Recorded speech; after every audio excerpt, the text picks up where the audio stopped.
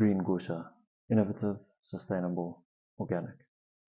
Let our sheep do the work. As a female-led business with a level 1 broad-based Black economic empowerment rating, Green Gusha aims to take South African regenerative farming practices to a new level. We believe in the power of nature to solve complex problems.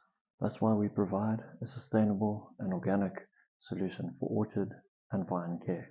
By grazing sheep in orchards and vineyards, we not only reduce the need for harmful pesticides and insecticides, but also lessen your tractor passes. In turn, the sheep also produce organic matter as fertilizer.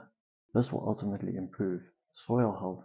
Our innovative approach to both orchard and vine care ensures that it's a win-win for both you as the client as well as the environment. Furthermore, we are committed to contributing to social and economic equity in South Africa. We will do this by providing an opportunity to at least 2 students studying in the field of agriculture to do their farming practical experience with us. Not only will this assist students in completing this element of their studies, but it will also give them an insight into the latest happenings when it comes to regenerative farming. Your support is needed to make our dream a reality.